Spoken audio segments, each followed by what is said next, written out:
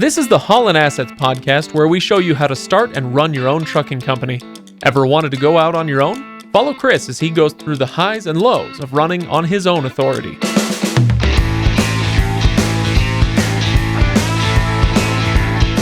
Welcome, everybody. Welcome to the Holland Assets podcast. I am Craig, your host, and over there laughing at me already is Chris. 2 episodes in a row when I kind of start off. I can't help myself. I'm sorry. It's you know what? It's puts a energy. Smile on my face every time. Chris, it's hosting 101. Okay, you gotta have a little energy. Okay, Yeah, this ain't NPR. That's why you're the entertainment on this podcast, and I'm just kind of the stick in the mud that sits back here and pushes up my glasses. That's and, right.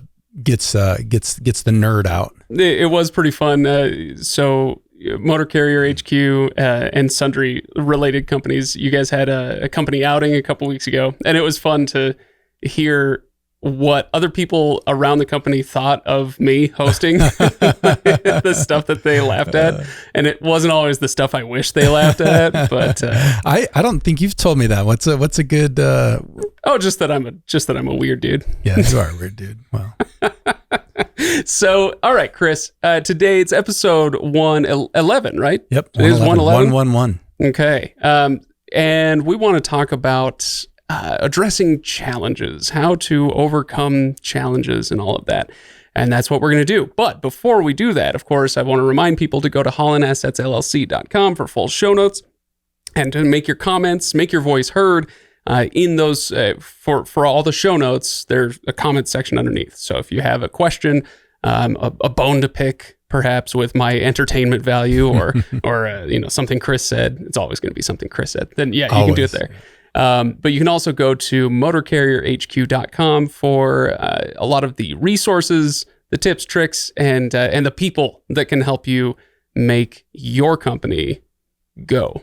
So, motorcarrierhq.com. All right, Chris, before we get into the actual topic at hand, are there any just little updates, tales from the road, as I used to say? There's something that's kind of cool that happened in the last little bit. I kind of feel like we've grown up a little bit as a company. We were able to, we got applied for and got our own little line of credit with Holland Assets that we plan on using. I think we may have talked about this a little bit more in the past. Our own line of credit, and we're just going to mostly use it for whenever we order a truck and a trailer.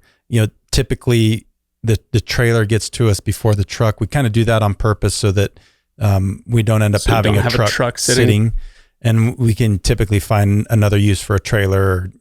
And they're usually it's maybe a week or two, but the financing piece for it all happens at the same time. And so, to be able to take delivery earlier on the trailer, we've got to pay for it early. And so this line of credit will help us pay for the trailer.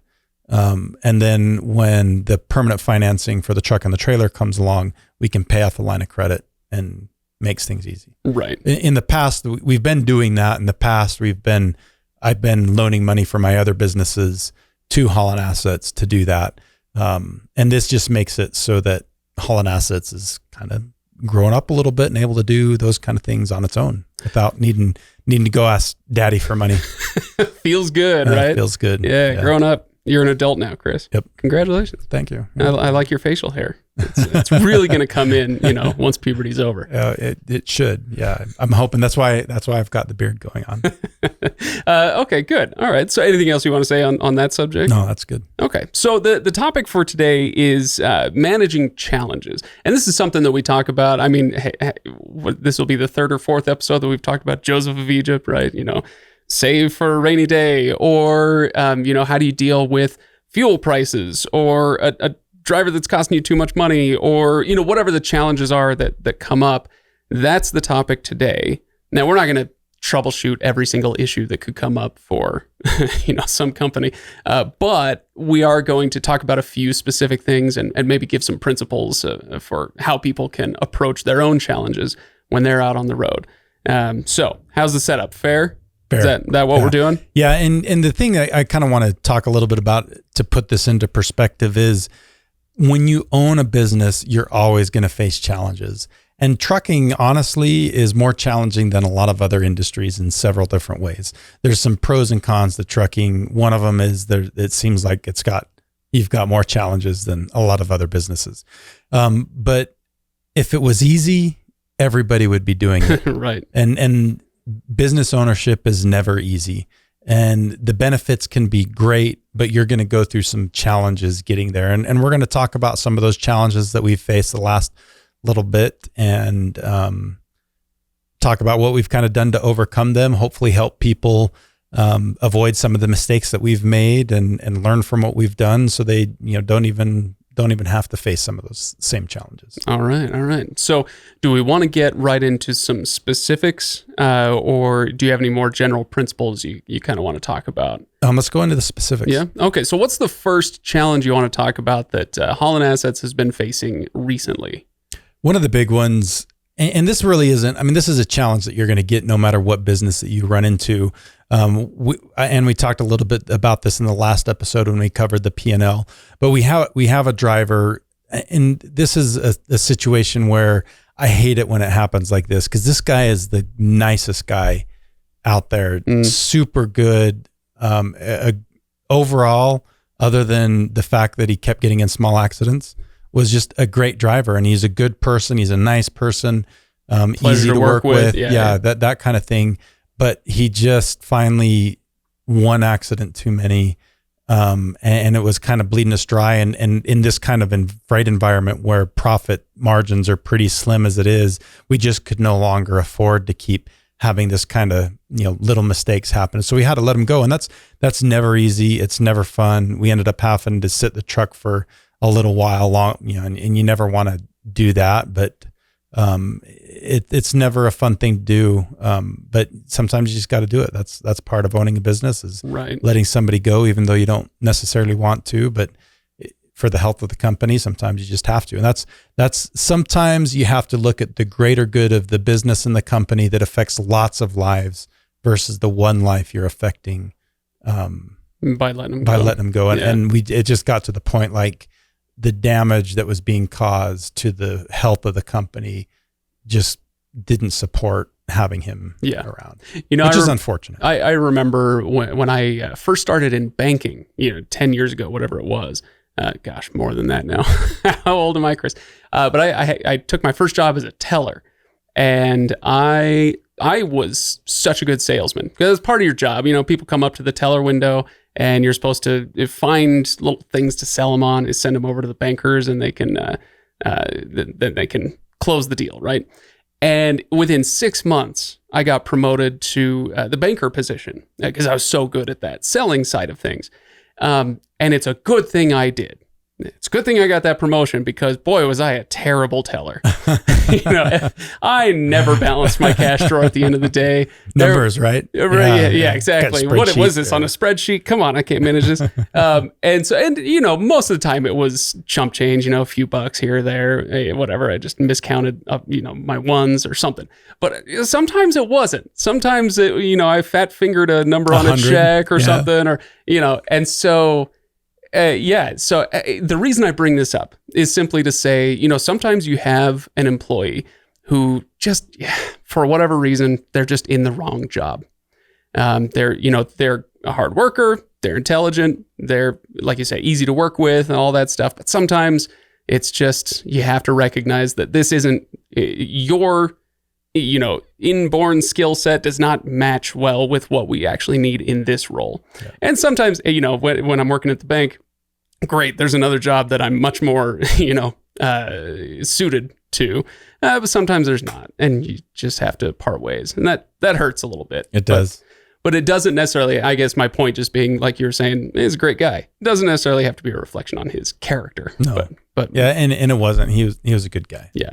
Anyway, well, that's hard. So how did you come to the decision, and then how did you end up, having that conversation? What were the conversations, if you don't mind me asking, behind closed doors before you made the decision, and then how did you break it to him? That's a good question. So Nate and I had this conversation, regarding him with kind of each accident that he'd had, and talking through it. And we just never felt like the time was right. And the last accident was actually a fairly small one, but it happened in the yard of the new shipper that we were talking about. And in we're the just last episode? In the last episode. Yeah. So that was just kind of like, okay, not only is he costing us money, he's also, we can't have this kind of thing happening for a company that we're trying to win over. Yeah, so he's damaging trucks and relationships and potentially. Yeah. Okay. So that was kind of the last straw, so to speak. So what'd you do? So we just had a frank conversation with him. We'd had conversations with him, like he kind of knew he was on his last straw with us, and so he knew it was coming. Mm-hmm. So that it's never easy, but that makes it a little bit easier just because it's not a surprise for anybody. You're at least on the same page. Yeah. And I would say this is a tidbit that people can take out of this conversation. And this goes for any industry. It's not just trucking, but yes, trucking as well. If you have somebody working for you and things aren't going well, don't let it fester. Communicate. Make sure that they know that things aren't going the way that you were hoping they would. Give them ways that they can fix it. Expectations, reset expectations for what they need to do going forward. Because there's nothing worse than when it comes out of nowhere. I had a buddy of mine recently who got let go, and he had no idea that his employer was displeased with his effort. He had no idea, and it came out of nowhere, and it was just brutal, right? And that's really not fair to anybody. And so, and this is one of my philosophies with working with people, whether it's a driver at Holland Assets or it's one of my officers in the Army. I feel like talent management and developing people and making them better is one of my big critical roles. Mm-hmm. And so when people are making mistakes, I'm always the kind of person that, let's sit down and let's talk. I typically have a verbal, just a verbal warning communication. We talk about it. If the behavior continues or something similar happens, we'll notch it up to a write-up. And kind of depending on the circumstances, it may be do this one more time and you're gone, or we sometimes we ratchet it up a little bit further than that. But I think that communication and making sure people know kind of where they stand is important. I think it's better for you, it's better for them, and it's not always easy. Those are hard conversations to have sometime, but I think they're critical. And just sweeping it under the rug is the worst thing you can possibly do. Right. Especially, in the long term. So, all right. So anything else on that subject that you want to get into with having to let a driver go, or should we move on to the next one? Let's move on. Okay. So next up, you wanted to talk about fuel prices. And we did talk about this a little bit last week, or 2 weeks ago, I guess, on the July financials episode. The fuel prices were just out of control. What'd you say? $70K for 7 trucks. That's $10,000 per truck, and each truck, if I remember the numbers right, ran about 11,000 miles on average. Okay, so our average is 11,000 miles, 10,000 in fuel. That's a lot of money. It is a lot of money. So you said last week, all right, now that the fuel prices are looking like this, we need to actually sit down and figure out what more we can do about this. We're not just going to kind of let this go. Because the other number that I remember you mentioned last episode was that typically your fuel prices had been, in the 25% give or take range. 25% of revenue. Yep. Sorry. Yes. Thank you. 25% of revenue was going toward fuel. And then it jumped up past 40 in June. And then in July, it came down a little bit, but it's still 38% of revenue is going toward fuel. And compared to 25%, that's a lot of money. Yeah, and that difference between 25% and 38%, that translates into $25,000 a month difference in expense. And that's huge. Absolutely. I mean, so last month, the Holland Assets realized a loss of $17,500.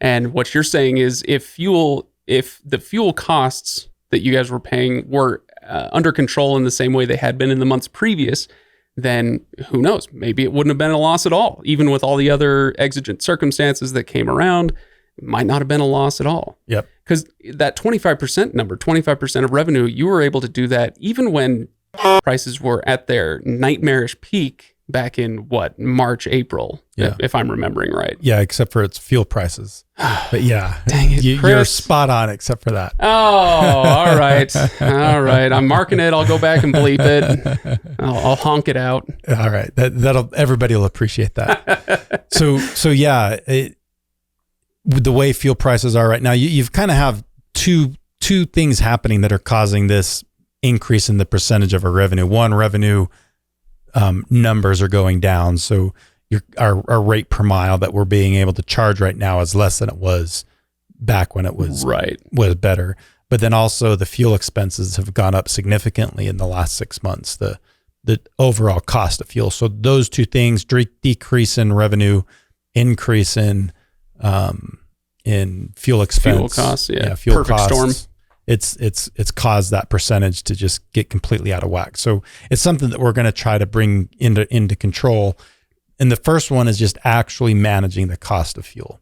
And so that's what I want to talk about right now. We'll talk a little bit about the revenue side in a few minutes. Before you get into what you're going to do, let me ask you a question. Do you have a target in mind? Here's the percentage of revenue that we think is acceptable. You have these percentages for things like deadhead miles. Here's what's low, here's what's high, and here's what's acceptable. Do you have a number in mind that you're going to be shooting toward as you talk about all this? I want to get back to that 25% range. I don't know if in today's circumstances that's going to be 100% realistic. So with fuel is one of those things that you have some control over, but you don't have complete control over. And when I say you have some control over, you can decide how much you idle. You can decide what speed your trucks operate at. You can decide, how hard you're going to negotiate fuel pricing, how closely you're going to monitor where you purchase fuel to make sure you're getting the cheapest, least expensive fuel available. So you can control all of those things. You can't control what's happening in the market. Right. So with the last thing we were talking about was letting the employee go and, how to deal with the situation like that. And the overall takeaway I had from that was communicate. And here it sounds like we're going to be talking about find the things you can control. Yep. No, you can't go to, you can't go to Exxon and say, here's what you should set your prices at. Here's what we're going to pay. We're going to pay $3.50 right, a exactly. gallon. But what can you control? Find those things and work on that, right? Yep. And so here, let's talk a little bit about kind of fuel purchasing strategies. So when you're a single owner operator, you don't have much negotiating power, right? You're probably only purchasing, 1 to 2,000 gallons of fuel a month. And so you can't go to, one of the major fuel suppliers and say, hey, I want a better price. We're like, well, how many gallons are you going to bring us? 2,000. And they just kind of probably laugh you out the door. Right. Yeah. So we at Holland Assets now with 7 trucks, we're kind of starting to get to the volume where you can really start to negotiate a little bit. And so Nate and I have both been doing some research to try to figure out what this is. And kind of from what I'm seeing, it looks like once you as a company are purchasing about 15,000 gallons a month in fuel is when you can start to say, hey, we want some better fuel pricing. Right. And so we're not quite there, but last month we did a little over 13. We're adding another truck. That's going to get us really close to 15,000. And so we've actually started that process. We think we've got a deal that's fairly favorable to us in the works, and we should start to see some benefits from that. Maybe a little bit in September, but hopefully in October, like the full month of October, we'll see that better fuel pricing. Right. Now, is this an all or nothing thing? Hey, once you can start negotiating prices, you're going to get a great deal, just like that 10,000 truck fleet. Or is it going to be commensurate with the size of your company? It's going to be commensurate with the size. So other places that we've talked to, so in fuel pricing, there's different ways that you price it. So there's cost plus pricing, and then there's retail minus pricing. So cost plus is basically the big fuel companies say, hey, this is how much fuel costs us. This is how much it costs us to transport it to the travel plazas and put it in our tanks. And you add all those things together, and this is kind of what our cost is. And then they add a certain percentage on top. Yeah, a certain amount on top of that. That's cost plus pricing, which is typically the most favorable. If you can negotiate a cost plus deal, you're doing great. The other is retail minus. So If it's, $5 a gallon, we'll give you 25 cents off each gallon. You're getting whatever that posted price is minus. And so that's good, but it's not the best route to go. And so we've seen the range of everything from, you can get with certain guys, you can get cost plus pricing in that 15,000 gallons range. If you've got some other things you can bring to the table, like you're willing to give them some of your maintenance expenses or some other things. And we've seen it as high as, hey, we're not even going to talk cost plus until you get to 40,000 gallons. Right. And so, somewhere in that range is when you can negotiate. So what I'd recommend, if you're getting to that size of a fleet where you can kind of start to have that conversation, talk to all the major fuel suppliers. So when I say major fuel suppliers, I'm talking about the Pilot Flying J's, the Loves, the TAs, all those bigger places. And you probably can start to get some favorable pricing, maybe even in the 10,000 gallon range, but it's probably not going to be as good. Right. And not an easy negotiation. And not an easy negotiation. And the other thing too, is if you can show you're growing, they think you're going to grow into that fairly quickly, they might talk with you, or they might say, hey, we'll give you this pricing when you're at 10,000 gallons. How give you this pricing when you're at 13. We'll give you this when you're at 15. And then once you get up above that, we'll renegotiate the contract. How standardized is all of this? Do these fuel companies have, they have their rate sheets, and hey, if somebody's bringing us 20,000, then we're going to give them this, or is it very much like an old school smoke-filled room, like kind of hashing it out? There's a little bit of smoke-filled room hashing it out. Yeah. Okay. Yeah. So, one of the things I would recommend that you do is if you have other buddies in the industry that might be a little bit bigger than you, find out how much they're paying, and then use that kind of as a negotiating tool. You at least know a decent starting point. Yeah. So it is, there were times in this whole process where I felt like I was a used car salesman. We're like, let me go talk to my manager, and I'll be back. And they go talk to the Wizard of Oz in the back room and come back and, oh, I can do this. My manager won't let me do that. That kind of thing. Yeah. All right. Okay. Yeah. And now I'm picturing myself the last time I shopped for a used car. I let that guy have it. It was a nightmare. Yeah. So there is a lot of that. Okay. All right. Oh shoot. What was the other question? Chris, you drove it right out of my mind with your used car salesman thing. Well, let me talk one more thing. And then if you remember, we can get back on it. So that's you can start do that. Like I said, once you get into that maybe 10 to 15,000 gallons a month range. If you're not there, your next best thing to do is kind of what we've talked a little bit about in the past. Is there are fuel card companies that kind of bring in a lot of clients, and they act like almost like a buying pool together, a network. They're not as good at deals, and it's usually you're getting the better pricing with the small mom and pops, which is a little bit harder to manage, and it's less convenient. Right. But it's still better than just paying the retail price of fuel. And so, like, for instance, we've started one called FuelStream that we're trying to, it's kind of still in its infancy, but it's starting to gain some momentum. A fuel card? Yeah, a fuel card that we're doing called FuelStream.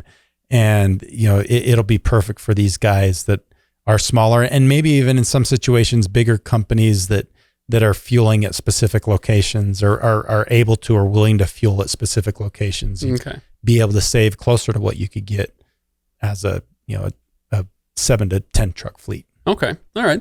Well, let me ask you this. I did remember my question. I love when we get into specifics, and I don't know if you have these numbers off the top of your head, but do you know what you're aiming for as you're trying to make these deals, as far as, here's how much somebody could expect to take off of retail when they start these negotiations? Do you know about what we're shooting for? That's a good question. I don't want to get into specifics because I don't want to get myself into trouble with who we're negotiating with. and I don't know. Here I go trying to ruin it, Chris. My suspicion is that the contracts that we sign will prevent us from really being able to talk about it. But right. I mean, it should be somewhat significant. Like depending on what's happening with the fuel market, like you take, for example, when fuel prices are dropping, typically the retailers drop a lot slower than the wholesalers do. And so I've seen times when our pricing that we had on our old fuel card, we'd save $1 a gallon. Oh, wow. Based off of what the retail price was. And so I don't think it's, like a retail minus, I don't think it's out of the realm of possibilities to start at, a good 20, maybe even significantly more. That's why I think it's best to go find somebody and find out what they're getting, and then talk to their fuel guy. Mm-hmm. Well, my buddy that is getting this. That kind of puts them in a position where they kind of have to honor that, or at least get you close, or have a justification for why they can't get you as close. Maybe your buddy has a few more gallons, but it still gives you a good starting point. I am renaming this episode, though. It's Chris's Dirty Tricks. I mean, this is something that every trucking company is going to do or go through if they're smart about it. So, so you're not the only one out there doing these things. So, all right, Chris. So anything else with fuel costs that you want to make sure that we talk about? No, but I think this is probably something that's going to resurface more in the future. Once we've got, probably several months running under this new fuel program and have a little bit better idea of how it works and what the benefits have or haven't been, if it's really materialized the way that we think it has, we'll talk more about it. Okay. All right. Well, the next thing that we wanted to bring up, and I remember us talking about this on the last episode, you kind of chuckled a little bit talking about your banker buddies. I want to talk about financing. I'm going to... He's zenning out, ladies and gentlemen. Yeah, I got to calm myself down a little bit while we talk about banking. So, which is great because I just reminded you that I used to work at a bank as a loan officer. Bankers are the best and the worst. Well, I don't know that I ever say they're the best, but would you ever say they're the worst? I mean, come on. Yeah, sometimes. Hey, doggone it, Chris. No, what's going on? That's why you left, right? Well, there were a multitude of reasons. Have you ever, side note, Chris, have you ever had a job? No, because you're a serial entrepreneur, so you haven't had many jobs in your life. Had some. But have you ever had a job that you were really good at that you hated? Because that was banking for me. I was really good at it. Really? But I hated it. I hated every minute of it for a lot of reasons. And I totally recognize that for a certain personality type, it is a dream job. For mine, not so much. So anyway, all right. So what's going on with financing? You're trying to bring on a few more trucks. Is this an issue that has affected the last couple that you've brought on, or is this something that's affecting your future? It's the one that's affecting Truck 8 that we're trying to bring on right now, and Truck 9, 10, maybe even 11. Okay. Because you kind of do the financing in batches, and so truck number 7, trailer 7, all taken care of. Truck number 8, we had to start kind of one of those batches all over again, and I can't remember the exact timeline, but we've been working on this financing for months now for truck number 8, and we've probably been working on it for pretty close to a month when the bank came back and said, we're not going to do this. We're not going to finance this truck. And this is at the point like we're like the truck's in town. We basically just need to pay for it. There's a few more things that need to be done with it, but we're within a week of being able to take possession of this truck. And they come back and say, hey, we're not going to do this, but we probably can do it if we do an SBA loan. So small business admin. Yep. Okay. Loan. And we're like, okay. So we basically have to start the whole process all over again. And SBA loans are a nightmare because you're dealing with the government. There's more hoops you have to jump through, lots of other things. And they go so much slower. Yeah. And you have to go back and get approval from the SBA. You have to get this form. You submit this form. It's missing this verbiage. You have to go get it signed this way. Like there's literally, so one of my nightmares. It's a libertarian's nightmare. Oh my gosh. One of my nightmares was, so Nate and I are both in the National Guard. Yeah. And we had to get a letter from our ethics officer at the National Guard saying that we were legally okay there's no conflict of interest to go out and have employment outside of the National Guard. It's like, do you not know what the National Guard is? Do you know how this works? It's like a part-time thing where you also have a civilian job, but yes, you are still part of the military. They're literally called weekend warriors. Exactly. So we're like, okay, we got to get this memo. And so I make some phone calls, figure out who can sign this memo for me. And it's basically a JAG. I've got a buddy that's a JAG. I type out the memo and say, hey, can you look this over and will you sign this? He looks it over. He adds the actual regulation into it that says it's okay to do that. And he signs it and sends it back to me. Well, he signs it digitally and we submit it. And the SBA comes back and says, no, we want a wet signature on this. So I have to go chase this. So I have to go chase him down, get him to sign it, wet signature again. All right. And this is after back and forth. Like we've already probably, like I had submitted them drafts of the memo before I ever got him to sign it. Is this okay with the way that I've worded it? And went back and forth a bunch of times. Finally signs it, digitally signs it, submit it. They come back and say, no, it's got to be an ink signature. So I chase him down, get the ink signature, give it back to him. A couple days later, they send it back. Oh, you know what? We want this other verbiage in it too.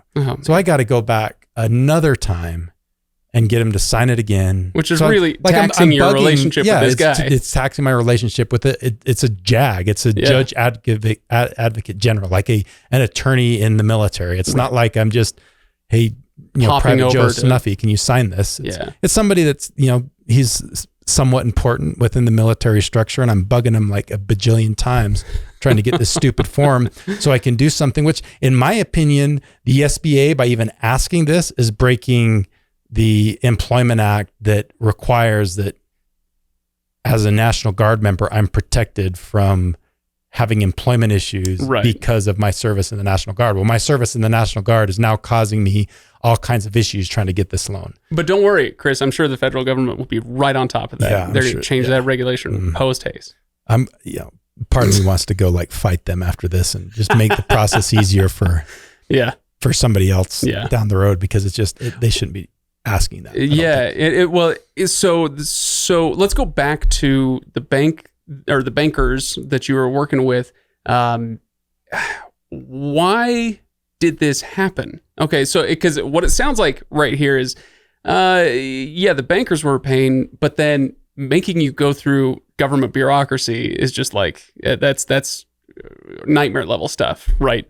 But why did they do this in the first place? You had 7 trucks financed through them, and then suddenly on number 8, they took a look at the market and saw the rates, or that might be a little part of it. I honestly, what I think it is, and you see this happen in lending all the time, is typically a bank doesn't want to have all their lending eggs in one basket. They only want a certain amount of money with one company at any given time. And so I think to their extent, under their traditional lending program, we've maxed out with what they really want with any one company of our size. But honestly, then if that was the case, why didn't you tell us that 3 days into well, no, not even 3 trucks ago, like 3 days into the process for this loan? Why did we wait until we'd already been through a month worth of application process to tell us that, and then have to start it all over again with the SBA program? And the SBA program, the purpose of that being to lessen the risk on the bank side of things by having the government basically underwrite the loan for them. Yes, the government backing it up. Right. Yeah. Okay. Yeah. There you go. Okay. So that's what's going on. What's the solution? What can you do about this? So we've gone through the whole process. Like I've talked about, we've gone back and forth. I think we've got it figured out. Everything's essentially been approved. I haven't gone back the 5th time to get that memo signed by the JAG. I think we've got to do that. A couple other forms that we have to sign, and it's done. And the bank is confident enough that we just closed on they funded that truck today with a bridge loan. So they're lending us on a 90-day basis money for that truck. So we paid for it. And so you can at least get the truck out on the road. And they're confident enough this whole SBA is going to go through, that they've essentially fronted us the money for that. Okay. All right. So what about going forward? You're talking about the next batch for 8, 9, 10 and beyond. Do you just find another lender to go to? What's your solution? I think that's going to happen. The other thing that we've talked about doing is, we plan on adding 5 trucks next year. We've also starting to see that we may only be able to get 4 just because the dealer is only getting so many trucks next year. So we may there's a chance we may only get 3, really? and which will help some of that issue too. But we've also changed the timing. We don't want to take any of the I think we're good with this SBA loan. We'll take care of 8, 9, and 10, and so that'll essentially take us through this year. But I don't think we're going to try to get another truck until around May of next year. That will allow us to have our taxes done for 2022. Submit new taxes with higher revenue, exactly, and kind of free up some of our lending capability, and so I think that will help us. So yeah, it's interesting to hear you talk about that, because when you're going for a personal loan, you're going for a home loan, a car loan, or whatever. Yeah, they're going to look at your tax returns. So it's not how much did you make last month. It's show me your 2022 tax return. But it sounds like it's kind of similar for a company as well. When you're looking to do something like this, the corporation has to show, it's not, hey, here's how much we made in the last 4 months. It's here's what our growth has been year over year for the last few years. Is that right? Yeah. Yeah. Okay. So by waiting until May, it doesn't really matter much what you do from January to May, but what matters are so that'll be 2023. What matters are your 2022 numbers. Is that right? Yeah. They want to see that, essentially the numbers, the revenue that we're bringing in justifies the additional payments of the trucks. And where we've grown so much in 2022, like we essentially went from, 3 trucks to, by the end of the year, 10 trucks. I mean, that's a lot of growth in 1 year. And that's part of the problem. Right. I'm sure we've just grown so fast. Yeah. Okay. Well, anything else on lending that you want to go over, Chris? I think we've probably beaten that horse well enough at this point. Let's move on for the sake of the listeners. That's it. You know what? That sounds like a great racehorse name, SBA. Yeah. So, all right. Last topic that we have is dropping rates.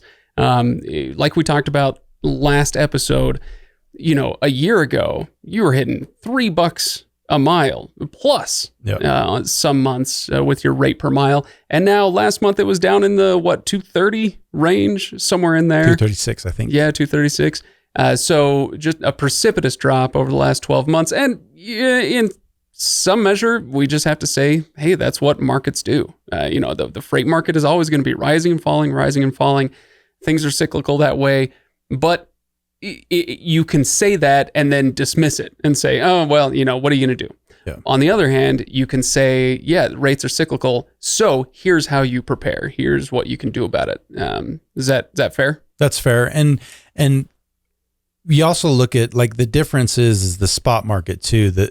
So rates across the freight industry can be cyclical, but the rates in the spot market are far more cyclical. And so the highs are usually higher. So real quick, define the spot market for me and for anybody else who doesn't know the terminology. So the spot market is anytime, like, a shipper, there's some shippers that put all of their freight on the spot market because they don't necessarily have enough items being shipped to warrant relationships with carriers. And so it's basically the load boards is really what the spot market is. And so, like, they'll post it onto a load board. It's not a contracted, essentially, thing. So it's usually not going through if it's on the spot market, most of the time it's going through a broker. It's just so it's being calculated load by load versus I have a contract with this shipper and we're going to be working with them for the next year on this many loads. Yep. Okay. And so it has a tendency. The valleys in the spot market are way lower than what's out there on the contract market or more the direct shipper market. So if you sign a contract, a direct contract with a shipper, are you locking in a rate or are you locking in maybe a range? There's a whole different there's a variety to how you can negotiate those. And so some of them are both of those options that you explained are very common ones. Sometimes it's, this is what we're going to pay. If fuel goes above this much, we'll put a fuel surcharge on it. And that's what it is. And then others will pay a range based on the time of the year or some other factors. And it can be a myriad of things. But this is, I'm assuming, the way that you're going to mitigate some of that up and down from the spot market is what you've been preaching since the very beginning of this podcast, which is you want to work toward those direct relationships, right? Yep. Right. So, and that's what you guys are doing. You said you found somebody in the last episode that is going to help out with this issue. We've been running with them for about a month now. Roughly in August, 66% of our loads out of Salt Lake went through them. I think that's going to get even higher. I think we'll get up above the 80% range of our loads going out of Salt Lake will go through them. And I wouldn't even be surprised if at some point at some times of the year it gets up 100% of our loads are going with them. Like a banker with too many eggs in one basket. Does that make you nervous at all? It does a little bit. I think at some point, I mean, worst case scenario, we just always have the spot market to fall back on. Right. But I think as we grow, we'll probably want to develop a few more of those relationships. At some point, we're going to have more trucks than it necessarily makes sense to run just with them. Right. Or we may want to break it up a little bit and, have another relationship or two like that. So our eggs aren't all in one basket. Right. Okay. But we talked a little bit about the benefits with them last month, or last episode. So I'm going to talk a little bit more about this as time goes on, once we've got a little bit more time running with them and know what, kind of what the pros and the cons, the benefits, the advantages, disadvantages of this relationship have been. One thing that as we've talked with them and tried to get a better understanding of how this relationship works and what's the benefit to them versus the benefit to us, one thing that I really want to put into people's heads is you would probably be surprised how much of a benefit a direct relationship to a carrier is to a shipper, as much as it is for the carrier to have that relationship with the shipper. It goes both ways. And the big thing is they, a lot of shippers don't particularly love running loads through brokers. They'd rather deal directly with the carrier because one, especially if it's a smaller carrier, they have a tendency to care more. They're more on top of things when there are issues. There's fewer issues. And when there are issues, they're not necessarily having to work through a middleman. They can go straight to the horse's mouth and get things figured out and get things resolved. And so, I mean, we could bring up the example you had earlier of the employee who got into a little accident in the yard of that particular shipper, and they were able to go straight to you instead of having. And we got it taken care of, and we actually, I think, in some ways that was a blessing in disguise because they saw like how serious we took that relationship, and we went it did everything we can to fix and resolve that issue as quickly as we can and as painlessly for them as it possibly could, because we value that relationship. Whereas, if it was a carrier that a broker had found, the carrier is going to use them one time, they might not give a dang. That's like, we're going to walk away from it. Who cares? Right. We're never going to see you guys again. So my point being is don't be afraid, even if you are smaller, even if you're a single owner operator, don't be afraid to go to some of these shippers and show them how you can be a better service, make their lives easier for them. Right. Than dealing with a broker is. They don't want to go to brokers unless they have to most of the time. Right. And neither does the driver or the owner operator. Right. Yeah. No, that makes a lot of sense. All right. Anything else on that topic? I think that's about it. Okay. I think that wraps the whole episode up. It had better. I think we're setting some records on length here. Yeah. So no, it's which I'm happy to do. I find this stuff fascinating. I just hope that for all 8 of you still listening, 45 minutes later, whatever it's been. No, I hope that people did listen through this whole thing because there's a lot of nuggets in here, a lot of wisdom. Chris, I'm afraid I'm calling you wisdomous. I was going to say, I think it's mostly coming from me, right? I don't know. I've got stories from my banking days. Stories, yeah. You meandered some a little. You sent some good nuggets in there. That's it. No. I hope people listened through the whole thing and appreciated that. If you did, go to Holland Assets LLC, go to the show notes page for this episode, and let us know what you think of an episode like this. Chris, there are some things from here that I want to dive into more, but that's going to have to wait for future episodes. But I think that there's some good stuff in here. Yeah, I think some of the things that we've talked about today will probably have their own episodes. In the near future. Yeah. So in the meantime, everybody make sure you go to, I already said hollandassetsllc.com, but I say it again so that it really lodges into people's minds, and motorcarrierhq.com for all the resources that you need for, starting or continuing your own business. So, Chris, and also if you haven't given us a review on whatever podcast listening app that you use, please go do that. We read through them. We like to hear your positive and negative feedback. Let us know what you do or don't like about it. So go rate us. It helps us out, and we can hopefully make this show even better. Absolutely. All right. Thanks, Chris, and thanks everybody for listening. We will see you next time. See you later.